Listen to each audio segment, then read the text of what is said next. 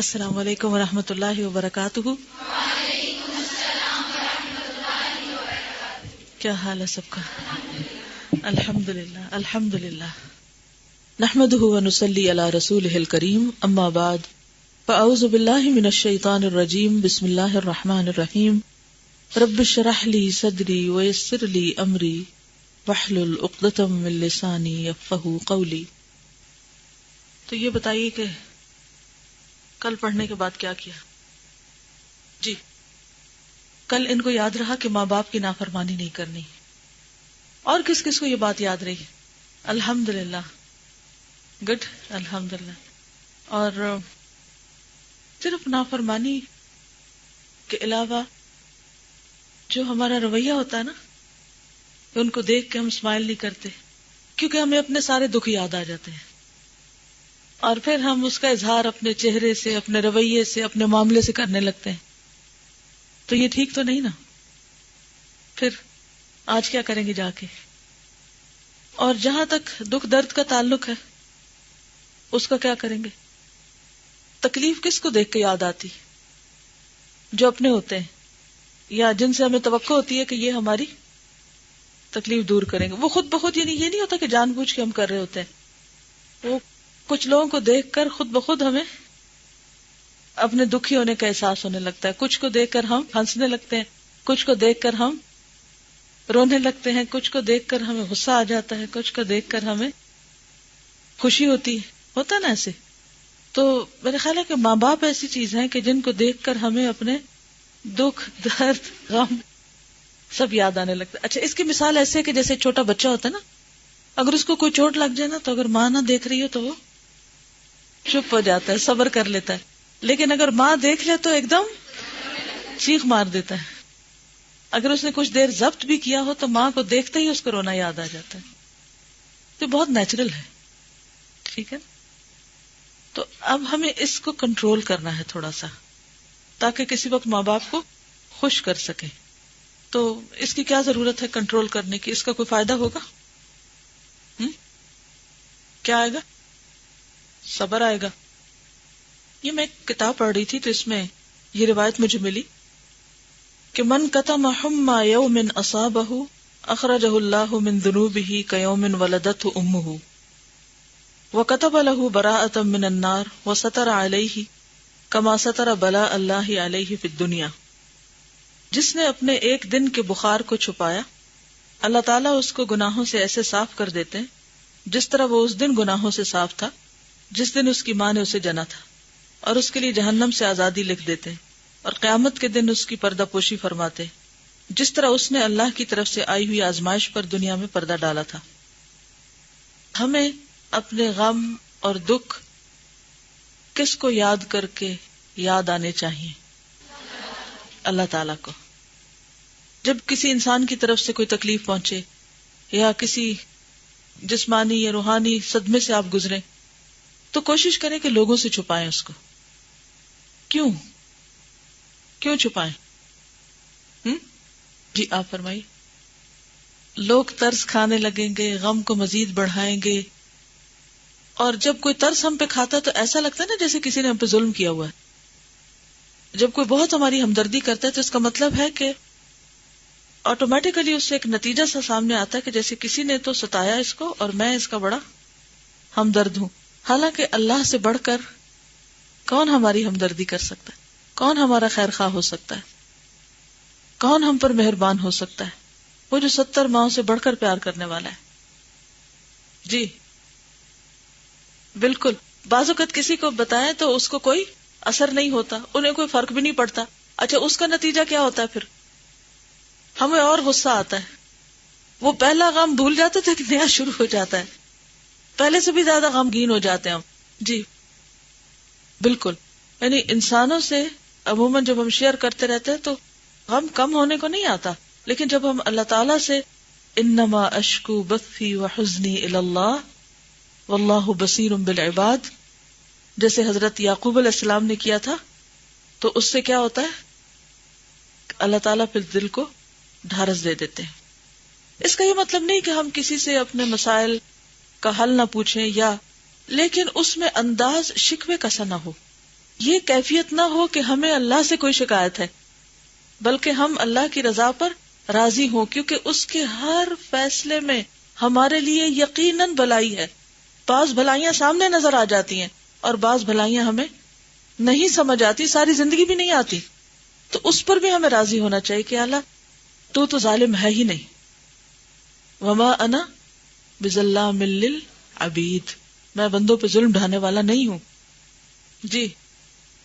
جی ہاں، جب ہم بندوں سے شیئر کرتے نا تو پھر ہمیں بندوں سے ہی شیئر کرنے کی عادت پڑ جاتی ہے اور پھر ہماری ایک ہیبٹ بن جاتی. اچھا، جب ہم اپنی ساری بڑاس بندوں سے نکال بیٹھتے ہیں نا، بندوں کے ساتھ باتیں کر کر کے، تو پھر اس کے بعد کچھ رہ نہیں جاتا کہ ہم جا کے اللہ سے بھی کچھ شیئر کریں اور وہاں جا کے بھی روئیں.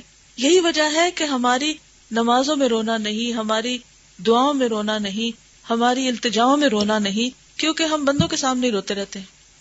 تو وہ رونا تو بس رونا تھا، وہ رو لیا کہیں بھی.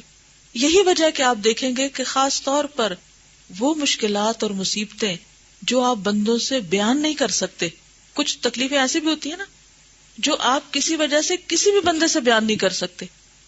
کوئی بھی ریزن ہو سکتی ہے کہ آپ کو کسی کا ڈر ہو سکتا ہے، آپ کو کسی کی شرم ہو سکتی ہے، کسی کی طرف سے صحیح رسپانس نہ ملنے کی کوئی وجہ ہو سکتی ہے.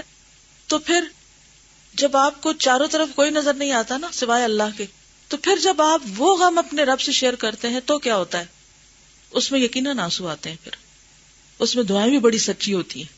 لیکن جو غم ہم بندوں سے کر لیتے ہیں تو پھر کیا ہوتا ہے؟ پھر اللہ سے کرتے وقت بس ایسے ہی غافل دل سے پھر دعا کرتے ہیں عام طور پہ. اور کیا ہوتا ہے؟ جی انٹرسٹنگ، کہہ رہی ہیں کہ میجارٹی لوگ جن سے ہم اپنے غم شیئر کرتے ہیں ان کو ہمارے غموں سے انٹرسٹ نہیں ہوتا، کیونکہ ان کے پاس اپنے اتنے غم ہوتے ہیں کہ ہم بھی مزید ان پر بوجھ بنتے. تو جب ہم کسی پر بوجھ ہی لاد رہے تو وہ ہمارے لیے کیا کرنے کے قابل ہوگا؟ جی جی ہاں، جب ہم اللہ تعالیٰ سے اپنے غم شیئر کرتے ہیں یا اللہ تعالیٰ کے سامنے اپنے دکھ رکھتے ہیں تو پھر ایک طرح سے ہمیں قوت بھی نصیب ہوتی، ایک مدد ملتی، اسٹرانگ ہو جاتے ہیں، حکمت نصیب ہوتی ہے. اور پھر ہم، کیونکہ انسان پکا ہوتا ہے نا، اصل میں کوئی وجہ ہوتی ہے کہ اللہ تعالیٰ بندے کو کسی خاص مشکل میں ڈالتا ہے، وجہ کے بغیر نہیں ڈالتا. مثلاً اس سے کوئی بڑا کام لینا ہوتا ہے تو اس کو ایسے صدموں سے گزارتا ہے تاکہ وہ پکا ہو جائے، اور جب وہ بہت بھاری بوجھ اس پہ پڑے تو اسے اٹھا جائے. مثلاً نبی صلی اللہ علیہ وسلم پر بچپن سے لے کر جوانی تک بہت سی مشکلات گزری، نتیجہ کیا ہوا کہ آپ انتہائی پختہ ہو گئے. اور جب آپ پر انا سنلقی علیک قولا ثقیلا جب آپ پہ ڈالا گیا تو آپ اس کو برداشت کر گئے. ایک عام شخص ایسا نہیں کر سکتا جس نے کوئی غم دیکھا ہی نہ ہو، جس پر کوئی مشکل گزری ہی نہ ہو.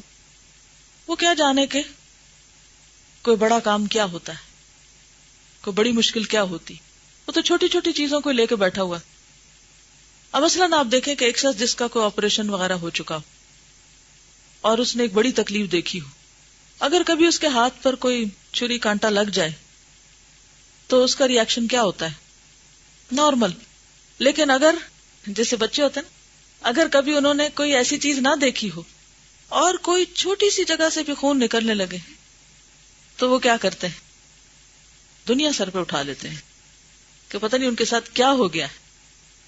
تو اس لیے اللہ سبحانہ و تعالی کی طرف سے جو بھی کوئی تکلیف آتی ہے وہ کسی مقصد سے آتی ہے، اور ہمیں دعا کرنی چاہیے کہ اللہ تعالیٰ یہ جس آزمائش سے تو مجھے گزار رہا ہے اس کے اندر جو حکمت ہے اور جو اس کا مقصد ہے وہ تو مجھے سجھا دے تاکہ مجھے صبر کرنا آ جائے. جیسے نبی صلی اللہ علیہ وسلم نے طائف کے موقع پر فرمایا تھا نا کہ اگر تو مجھ سے راضی ہے رب تو پھر مجھے فلا ابالی، کسی کی پرواہ نہیں، لیکن پھر بھی میں تیری عافیت کا سوال کرتا ہوں، وہ میرے لیے زیادہ بہتر ہے. عافیت تو مانگنی چاہیے لیکن اس کے ساتھ ساتھ حکمت بھی مانگنی چاہیے، اس کے اجر کی توقع رکھتے ہوئے اسے برداشت کرنا چاہیے.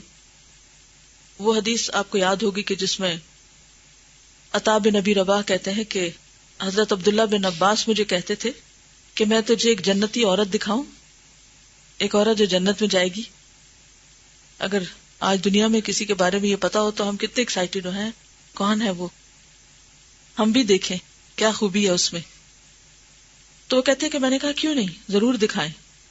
فرمایا یہ کالی عورت اشارہ کر کے نبی صلی اللہ علیہ وسلم کی خدمت میں حاضر ہوئی اور عرض کیا کہ مجھے مرگی کا دورہ ہوتا ہے اور میرا پردہ کھل جاتا ہے.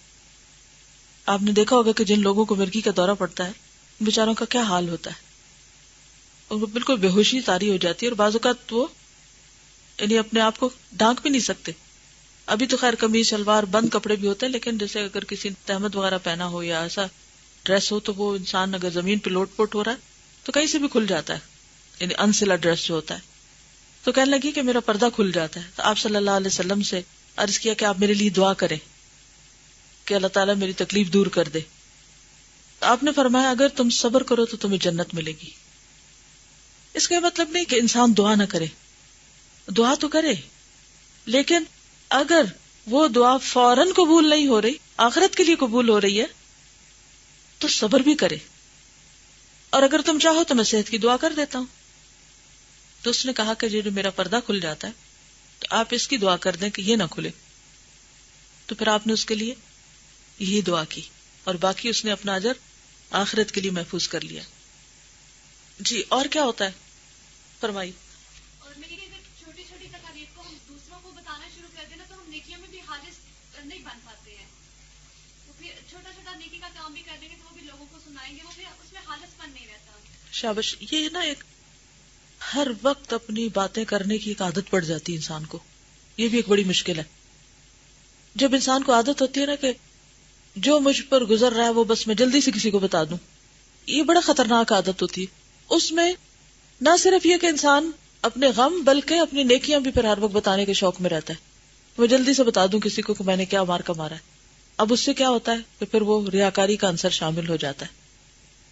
اس کے بارے میں آپ دیکھیے کہ جو دنیا بھر کو اپنے حال بتانے کا طریقہ جو نئی ٹیکنالوجی نے ایجاد کیا ہے، مثلا فیس بک کے اوپر لوگ کیا لکھتے ہیں. کسی کی فیس بک ہے، کسی نے ہاتھ نہیں کھڑا کیا، یقین نہیں آ رہا مجھے کہ آپ میں سے کسی کی فیس بک نہ ہو. اچھا ہاں، کیا لکھتے ہیں؟ اسٹیٹس اور موڈز. مجھے اس کی کبھی سمجھ نہیں آئی کہ میرا موڈ میری پرائیویٹ چیز ہے، میں دنیا بھر میں اس کا اعلان کیوں کر رہی ہوں. اور آپ کو پتا ہے کہ یہ جتنے بھی ایسے طریقے ہیں جس میں آپ فیس بک ہو یا کوئی اور طریقہ ہو جس کے ذریعے آپ اپنے موڈز لکھ رہے ہوتے ہیں، یہ صرف آپ کے گھر تک، آپ کے شہر تک، آپ کے ملک تک نہیں بلکہ پورے گلوب پہ پھیلتا ہے. گویا آپ پورے گلوب کے سامنے ایکسپوز ہو رہے ہیں. اور ایسی بہت ساری چیزیں ہیں کہ جس کے ذریعے لوگوں کی پرائیویسی میں در اندازی کر دی گئی، یعنی کہ اس میں خلل ڈال دیا گیا. اور بہت سے ینگ بچے بہت انوسنٹ بھی ہوتے ہیں بعض اوقات اور ناسمجھ بھی ہوتے ہیں، وہ اپنی ایسی بہت سی باتیں مشہور کرتے رہتے ہیں. اب آپ کی اپنی اندر کی انر سیلف ہے، وہ آپ کا موڈ جو ہے یا آپ کے اوپر گزرنے والی جو کیفیت ہے وہ آپ کی اپنی چیز ہے، اسے شیئر ہونا چاہیے اپنے رب کے ساتھ. لیکن جب آپ اسے موڈ میسجز میں لکھ دیتے ہیں تو گویا اپنے آپ کو ننگا کیے چلے جا رہے ہیں. ایک جسم کا لباس ہوتا ہے نا، اور ایک دل کا بھی لباس ہے. دل کا لباس کیا ہے؟ وہ لباس التقوی ذالک خیر. سورۃ الاعراف پڑھی آپ لوگوں نے؟ جنہوں نے پڑھی ہے وہ تو ٹھیک ہے، جنہوں نے نہیں پڑھی وہ پڑھیں گے. جہاں پر لباس کا ذکر آتا ہے نا کہ اللہ سبحانہ وتعالیٰ نے انسان کے لیے لباس اتارا، وَأَنزَلْنَا عَلَيْكُمْ لِبَاسًا يُوَارِي سَوْآتِكُمْ وَرِيشًا وَلِبَاسُ التَّقْوَى ذَلِكَ خَيْرٌ ذَلِكَ مِنْ آیَاتِ اللَّهِ. جسمانی لباس کے ساتھ ساتھ لباس تقوی کا ذکر بھی کیا. اور نبی صلی اللہ علیہ وسلم نے تقوی کی جگہ کیا بتائی کہ تقوی کہاں ہے؟ التقوی ہا ہونا، تقوی دل میں ہے. تو جب دل پر لباس تقوی نہیں ہوتا، اللہ کا خوف نہیں ہوتا، تو پھر کیا ہوتا ہے؟ آپ کے دل میں جو آتا ہے وہ فوراً کہاں آ جاتا ہے؟ زبان پر. آپ غصے میں ہیں تو زبان پہ غصہ، آپ کا موڈ آف ہے، آپ ناراض ہیں، آپ کسی سے نفرت کرتے ہیں، کسی سے محبت کرتے ہیں، کچھ بھی کرتے ہیں، وہ آپ کی زبان سے نکل رہا ہے. اور اب تو زبان کے بعد انگلیوں پہ بھی آتا ہے اور انگلیوں سے ٹائپ ہو کے پوری دنیا میں نشر ہوتا ہے. کیسا لگتا ہے؟ کیا ایسا کرنا چاہیے؟ آپ ڈس ایگری کر سکتے ہیں مجھ سے، لیکن دلیل دینی ہوگی کہ اس میں کیا خیر اور بھلائی ہے کہ اسکائپ کے سٹیٹس پر یا کسی بھی چیٹ پروگرام کے سٹیٹس پر آپ اپنے موڈ یا اپنی انر فیلنگز یا اپنے دل کی باتیں یا اپنی پرائیویٹ باتیں لکھ کر پوری دنیا میں مشہور کریں. تو یہ ایک عادت ہے نا بس، کہ آپ اتنے ہلکے ہیں دل کے کہ آپ کے اندر کوئی بات رہتی نہیں. جی بالکل، یعنی کہ جاننا چاہتے ہیں کہ مسلمان یوتھ جو ہے کتنے پانی میں ہے، کہاں کھڑے ہیں ہم. اور اس کے علاوہ مزید فتنہ کیا کہ اپنی تصویریں، فیملی کی تصویریں، دنیا بھر کی تصویریں وہ ڈالی ہوئی ہیں. تو کس لیے اتنا سیلف پروجیکشن کا شوق ہے؟ یعنی اس کی تو مجھے کبھی بھی سمجھ نہیں آئی کہ وہ جو ہمارے گھروں کے اندر کے پرائیویٹ گیدرنگز ہوتی ہیں، پرائیویٹ سین ہوتے ہیں. پہلے تو لوگ ان کو البم جو لگا کے تو ہر آنے جانے والے جو گھر میں آتا تھا اس کے آگے کھول کے رکھ دیتے تھے کہ دیکھ لو ہمیں. اب کیا ہوا؟ وہاں سے اٹھ کے پوری دنیا میں نشر ہو گئی. یہ سیلف پروجیکشن نہیں تو کیا ہے؟ خود نمائی نہیں تو کیا ہے؟ دکھاوا نہیں تو کیا ہے؟ ریاکاری نہیں تو کیا ہے؟ کس کو خوش کرنے کے لیے؟ کیوں؟ وائی؟ کیا مقصد ہے؟ کیا اتنا فالتو ٹائم ہے آپ کے پاس؟ اتنا بیکار وقت ہے؟ کبھی اس کے پیچھے سائیکالوجی آپ دیکھیں نا، نفسیات دیکھیں کہ وہ کیا چھپی ہوئی چیز ہے، محرک کیا، موٹیو کیا ہے کہ جو ہم سے یہ سب کچھ کرا رہا ہے. اور آپ دیکھیں کہ اس سے پھر آگے کتنے فتنے فساد پھیلتے ہیں. کیا آپ پھر اسے کنٹرول کر سکتے ہیں کہ جو چیز نیٹ پہ چلی گئی وہ پھر آپ کے ہاتھ میں رہے گی؟ کہا جاتا ہے کہ جو اپنی تصویر نہیں لگاتے وہ خود سے پیار نہیں کرتے، اور جو خود سے پیار نہ کرے وہ کسی سے بھی نہیں کرتا. یہ بھی اسی طرح کی حجتیں جو دوائے شافی میں توبہ استغفار کرنے کے بارے میں پڑھ رہے ہیں. جو شخص ایسا کہے اسے کیا کہیں گے آپ میں سے کوئی ابن القیم نہیں کہ جو نفس کے ان رازوں کو کھولے؟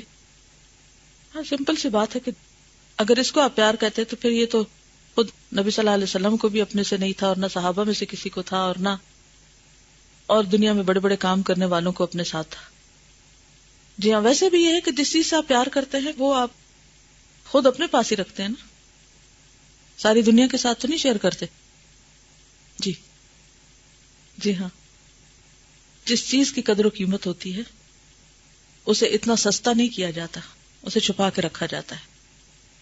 اللہ سبحانہ وتعالی قیامت کے دن اپنا آپ سب کو نہیں دکھائیں گے، صرف ان کو دکھائیں گے جو وردی ہوں گے، جو اس قابل ہوں گے. بالکل. اور پھر یہ ہے کہ کوئی ڈائریکشن بھی تو نہیں ہے نا، کوئی سوچ ہی نہیں ہے، ذہن اور روح کی وہ ڈیولپمنٹ ہی نہیں ہوئی.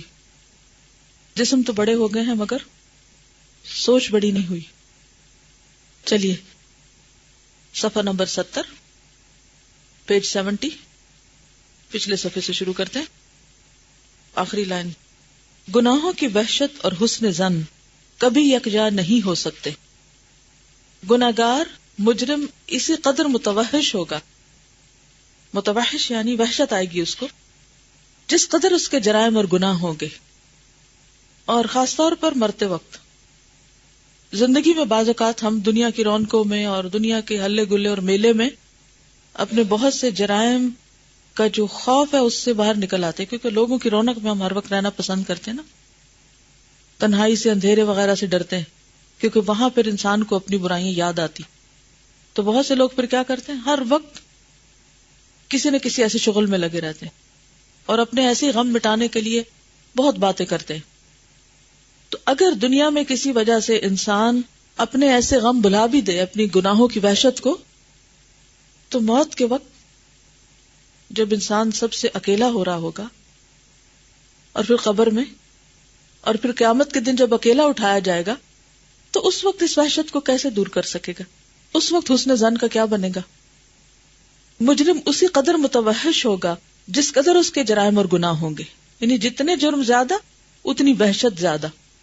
پروردگار عالم کے ساتھ وہی آدمی حسن ظن اور زیادہ سے زیادہ نیک گمان رکھ سکتا ہے جو اس کا زیادہ سے زیادہ مطیع و فرما بردار ہو.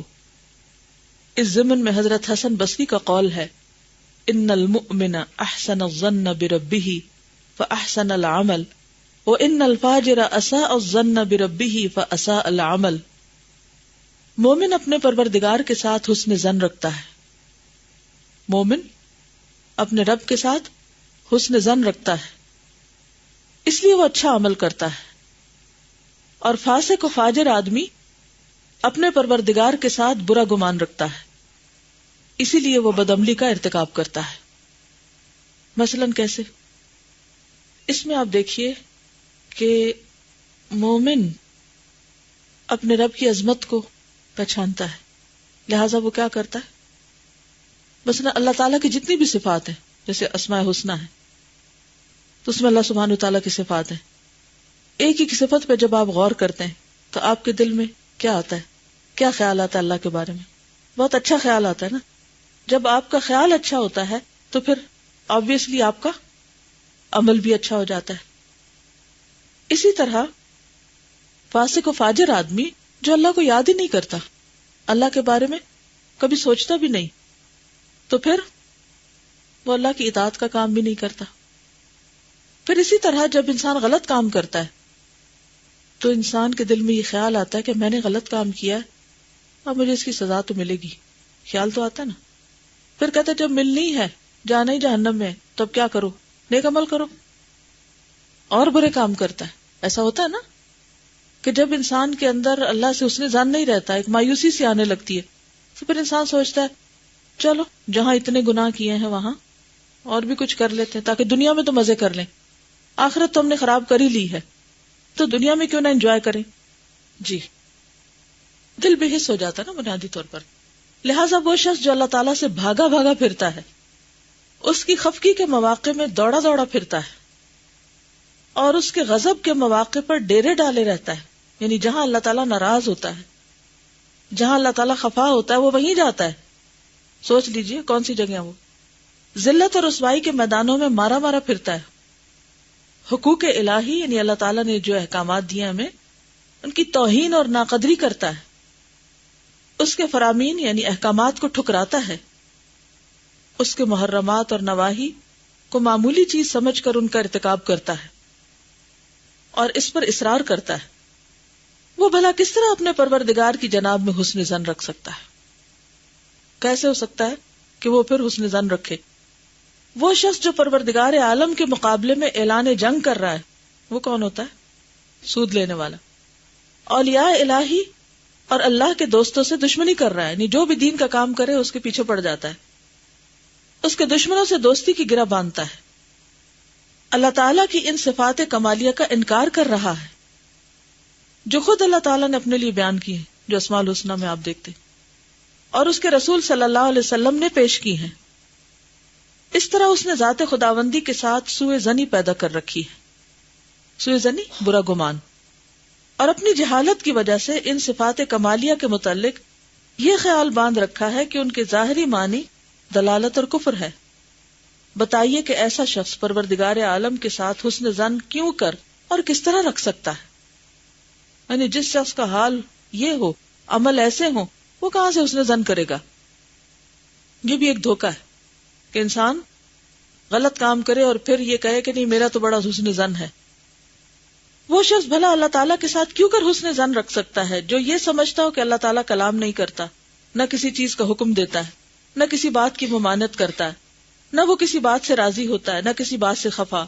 یعنی اللہ تعالیٰ کی صفات کو مانتا ہی نہیں دوسرے لفظوں میں. اور حال یہ ہے کہ اللہ تعالیٰ ان لوگوں کے حق میں جو یہ خیال کرتے ہیں مخفی باتوں کو وہ نہیں سنتا. فرماتا ہے وَذَلِكُمْ ظَنُّكُمُ الَّذِي ظَنَنْتُمْ بِرَبِّكُمْ أَرْضَاكُمْ فَأَصْبَحْتُمْ مِنَ الْخَاسِرِينَ. حامیم السجدہ آیت 23. اور یہ بدگمانی جو تم نے اپنے پروردگار کے حق میں کی ہے، تمہاری بدگمانی ہی نے تو تمہیں تباہ کیا ہے. یعنی جب اللہ کے بارے میں گمان اچھا نہ ہو، ایمان درست نہ ہو، تو پھر انسان کا کوئی عمل بھی درست نہیں ہو سکتا. یہ لوگ جب خیال کر رہے ہیں کہ اللہ تعالیٰ ان کے بہت سے اعمال اور افعال سے بے خبر ہے، تو یہ پروردگار عالم کے ساتھ سوء ظن نہیں تو اور کیا ہے. یقیناً یہ بدترین قسم کی بدگمانی ہے. آپ دیکھیے کہ جس کو پکا یقین ہو کہ اللہ دیکھ رہا ہے، وہ چوری کر سکتا ہے؟ نہیں کر سکتا نا. کیا کرے گا وہ؟ مثلا جب آپ کو یہ خیال آئے کہ کوئی دیکھ رہا ہے تو آپ کیا کرتے ہیں؟ پھر اس غلط کام سے رک جاتے ہیں. تو جس انسان کے اندر یہ احساس پیدا ہو جائے کہ اللہ دیکھتا ہے تو پھر وہ تنہائی میں بھی نہیں غلط کام کرے گا، کیونکہ اس کو پتا کہ اللہ دیکھ رہا ہے، مجھے اللہ سے ڈرنا ہے. تو یہ کس قسم کا حسن ظن ہے کہ آپ کہتے ہیں کہ ہم اللہ کے بارے میں گمان اچھا رکھتے ہیں اور پھر اللہ کی صفات کو بھی نہیں مانتے، اور اگر آپ زبانی ماننے کا دعویٰ کرتے ہیں تو عمل میں تو کہیں نظر نہیں آتا. کیا واقعی مانتے ہیں کہ اللہ دیکھتا ہے اور اللہ سنتا ہے؟ کسی شخص کی جب دعا قبول نہیں ہوتی تو بعض اوقات وہ کیسی کیسی باتیں کرتا ہے، اللہ میری تو نہیں سنتا. کیا یہ حسن ظن ہے؟ ایک طرف آپ اللہ کے خلاف باتیں کریں اور دوسری طرف آپ یہ دعوے کریں کہ ہم اللہ سے اچھا گمان رکھتے ہیں. دو متضاد چیزیں ہیں.